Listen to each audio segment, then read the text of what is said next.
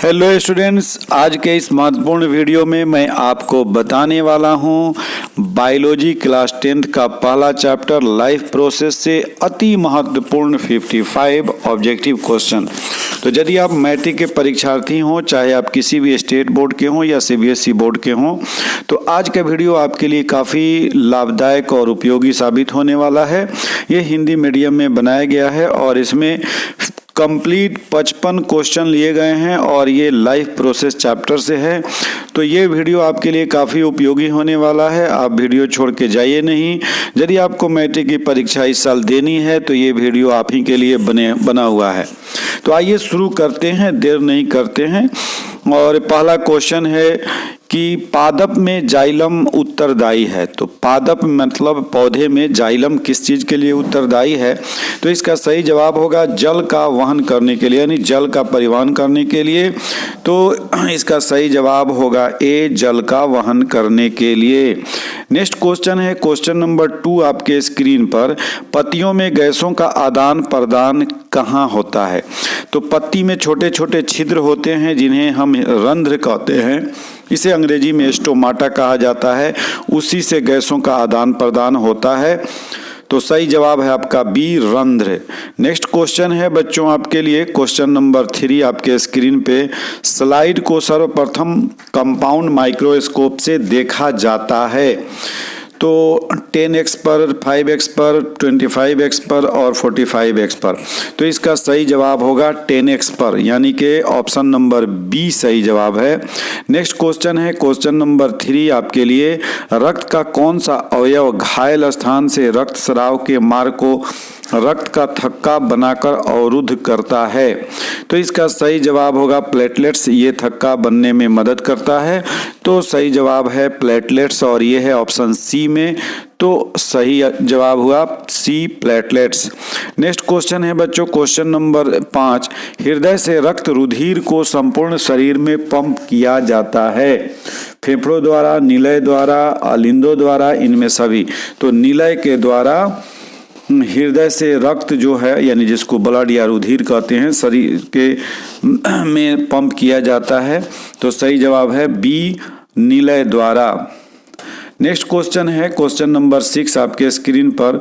ECG का पूरा नाम लिखिए, यानी ईसीजी का फुल फॉर्म क्या होगा? तो इलेक्ट्रोकार्डियोग्राफ। तो इलेक्ट्रोकार्डियोग्राफ ये बी ऑप्शन में है, सही जवाब होगा बी। नेक्स्ट क्वेश्चन है क्वेश्चन नंबर 7। मैग्नीशियम पाया जाता है।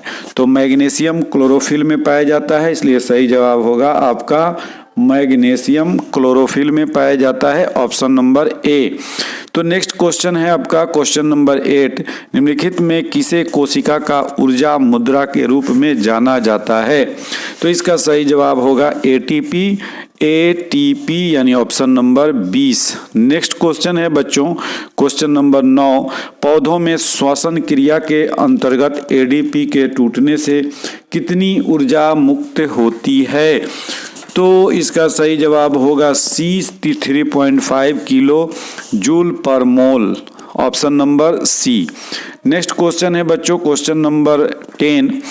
प्रकाश संश्लेषण क्रिया में ऑक्सीजन बाहर निकालता है। निकालता है नहीं, निकलता है होना चाहिए। प्रकाश संश्लेषण क्रिया में ऑक्सीजन बाहर निकलता है जल से, CO2 से, ग्लूकोज से, डिक्टोयोजोम से। तो इसका सही जवाब होगा ए, जल से। नेक्स्ट क्वेश्चन है क्वेश्चन नंबर 11। स्वशोषी पोषण के लिए आवश्यक है। तो स्वशोषी पोषण के लिए इसमें आवश्यक है CO2, क्लोरोफिल, सूर्य का प्रकाश, इनमें सभी। तो सभी जरूरी है। स्वपोषी पोषण पौधों में होता है और पौधे प्रकाश संश्लेषण की क्रिया किससे करते हैं? CO2 से, क्लोरोफिल से, सूर्य के प्रकाश से। तो इसका सही जवाब होगा 11 का डी, इनमें सभी। तो बच्चों अपने चैनल पे मैट्रिक के सभी विषय के ऑब्जेक्टिव क्वेश्चन का सेट बना करके डाला गया है। यदि वे आप नहीं देखें तो डिस्क्रिप्शन बॉक्स में सभी का लिंक दिया गया है। आप बारी बारी से देख करके एमसीक्यू की तैयारी कीजिए। और हाँ, यदि इस चैनल पे आप नए हैं या अभी तक आपने चैनल को सब्सक्राइब नहीं किया है तो फटाफट से चैनल को सब्सक्राइब कर लीजिए, बेल आइकॉन को टच कर दीजिए और कमेंट करके हमसे जुड़े रहिए। और यदि वीडियो आपको अच्छा लगता है तो उसे लाइक कीजिए। ऑक्सिन है, 12 नंबर क्वेश्चन है ऑक्सिन। तो ऑक्सिन वसा है, तो इसका सही जवाब होगा ए। नेक्स्ट क्वेश्चन है क्वेश्चन नंबर 13, द्विखंडन होता है। तो द्विखंडन जो है वह अमीबा में होता है, इसलिए इसका सही जवाब होगा ए, अमीबा। नेक्स्ट क्वेश्चन है क्वेश्चन नंबर आपका 14, इथाइल अल्कोहल किस प्रकार के श्वसन में बनता है। तो इथाइल अल्कोहल अवायवीय श्वसन में बनता है, इसलिए सही जवाब होगा बी, अवायवीय श्वसन। अगला सवाल है सवाल नंबर 15, यकृत से निम्न में से कौन सा रस निकलता है। तो यकृत से पित्त रस निकलता है, इसलिए सही जवाब होगा आपका सी, पित्तरस। अगला प्रश्न है प्रश्न संख्या 16, प्रकाश संश्लेषण होता है कॉक में, जंतु में, हरे पौधों में और परजीवी में। तो प्रकाश संश्लेषण की क्रिया हरे पौधे में होता है, इसलिए इसका सही जवाब होगा सी, हरे पौधे में। अगला प्रश्न है बच्चों 17 नंबर, हरे पौधे कहलाते हैं उत्पादक, अपघटक, उपभोक्ता, आहार श्रृंखला। तो हरे पौधे उत्पादक कहलाते हैं, इसलिए इसका सही जवाब होगा ए, उत्पादक। इसका सही जवाब होगा ए, उत्पादक। अगला प्रश्न है बच्चों प्रश्न संख्या 18, इनमें सामान्यतः किसका उपयोग कोशिका द्वारा ऊर्जा उत्पादन के लिए होता है। तो इसका सही जवाब होगा ग्लूकोज। क्या जवाब होगा? ग्लूकोज। अगला प्रश्न है प्रश्न संख्या 19, मनुष्य में सांस लेने और छोड़ने की क्रिया को क्या कहा जाता है।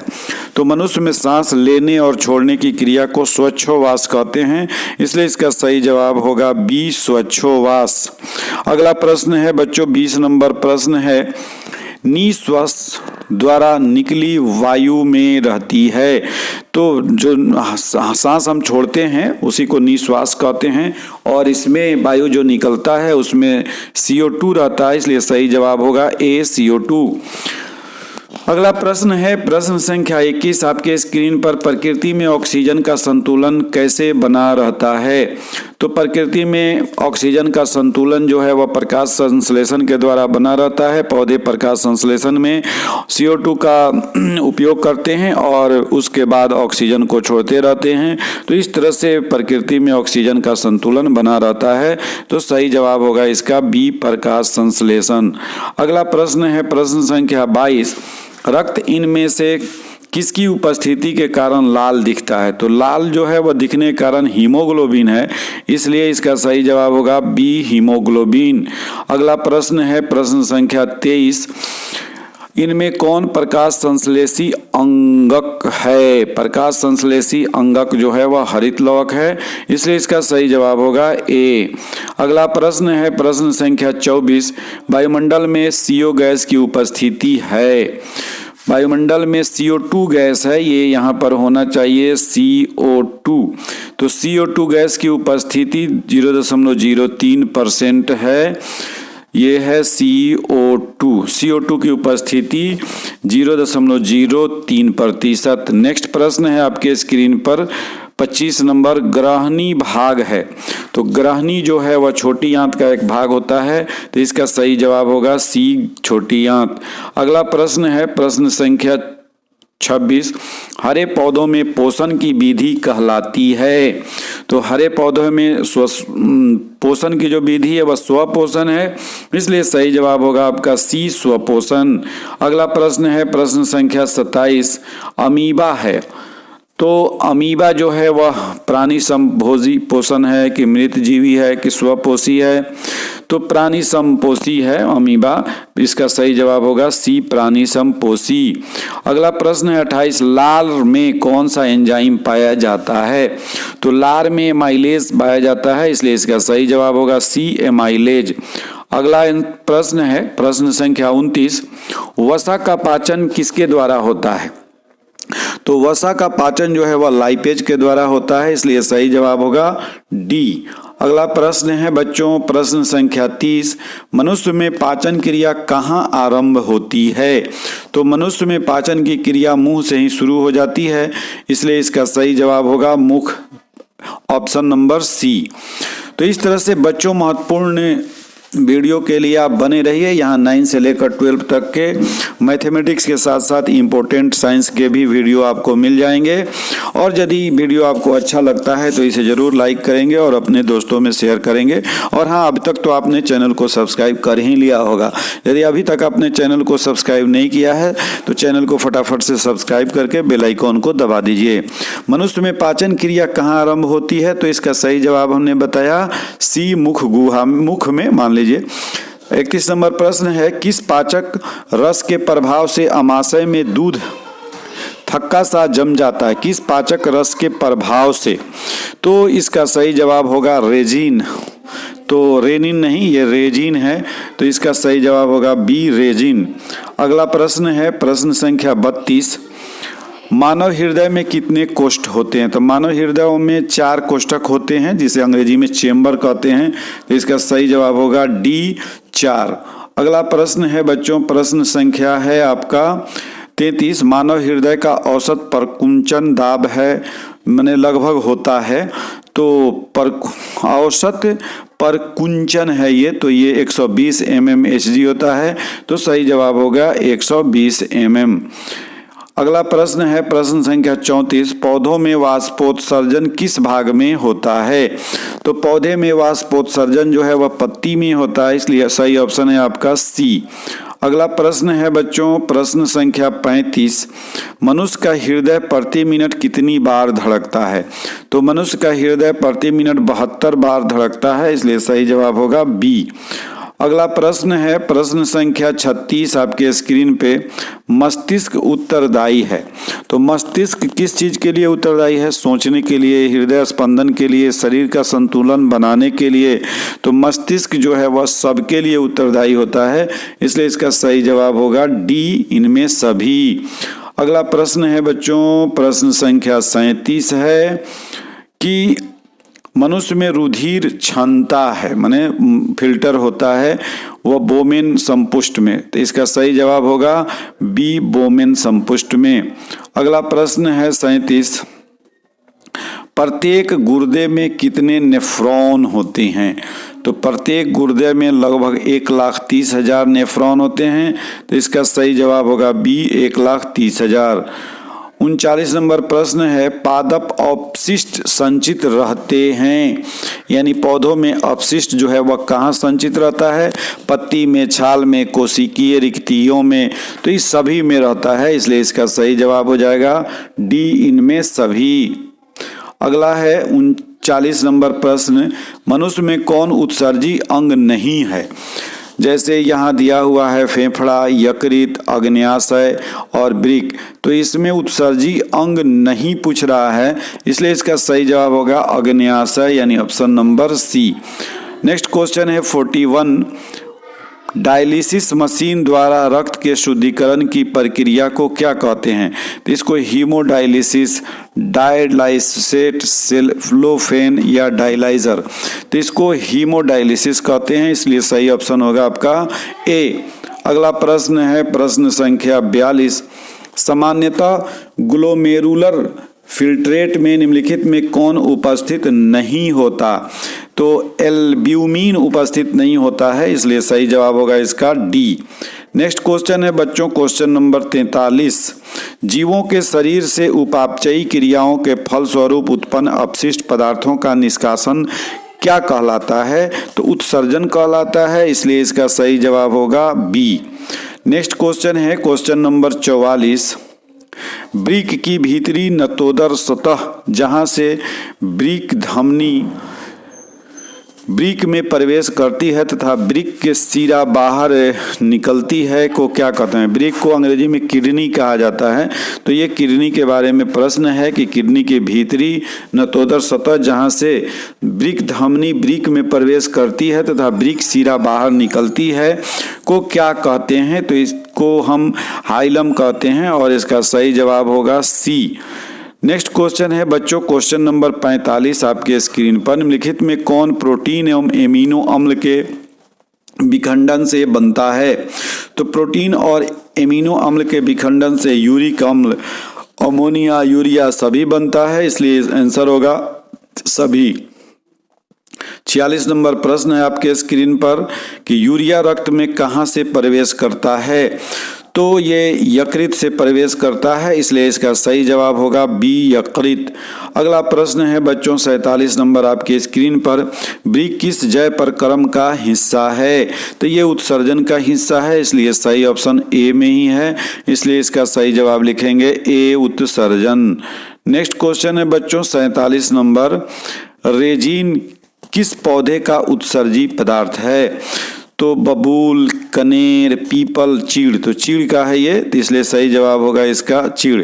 अगला प्रश्न है 49 नंबर। पादप अपशिष्ट संचित रहते हैं पत्तियों में, छाल में, कोशिकीय रिक्तियों में, इनमें सभी में। तो ये क्वेश्चन पहले भी हो चुका है, तो इसका सही जवाब है सभी में, यानी कि option number D. Next question है बच्चों क्वेश्चन नंबर 50। मनुष्य में वृक्क संबंधित है, तो वृक्क जो है वह उत्सर्जन से संबंधित है, इसलिए इसका सही जवाब होगा सी। तो कुछ क्वेश्चन जो है इसमें जानबूझकर रिपीट किया गया है आपके टेस्ट के लिए कि पीछे जो किया गया वो आपको आ रहा है कि नहीं।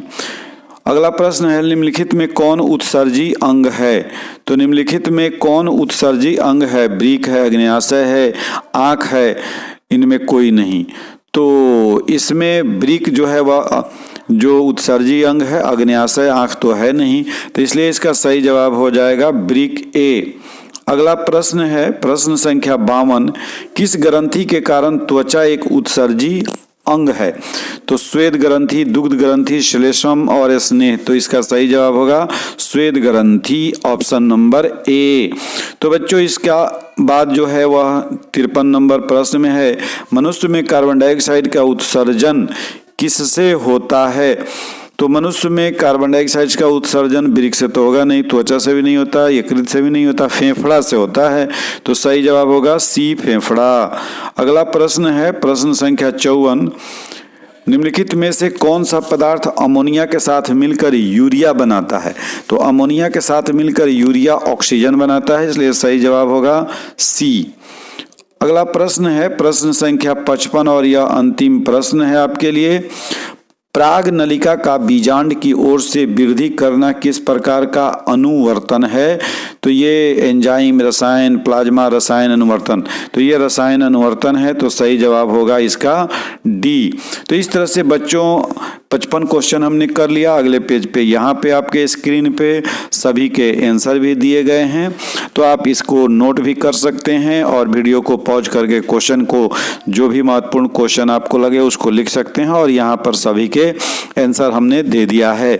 तो इस तरह के महत्वपूर्ण वीडियो हम प्रतिदिन लेकर के आ रहे हैं, और आपके मैट्रिक की परीक्षा बहुत ही निकट है, इसलिए आप वीडियो को देखते रहिए और तैयारी करते रहिए। कोई भी प्रॉब्लम हो तो उसे आप कमेंट बॉक्स में जरूर लिखेंगे। हमें आशा ही नहीं पूर्ण विश्वास है कि आपकी तैयारी अच्छी हो रही होगी। इन्हीं शुभकामनाओं के साथ हम विदा लेते हैं। Okay, bye.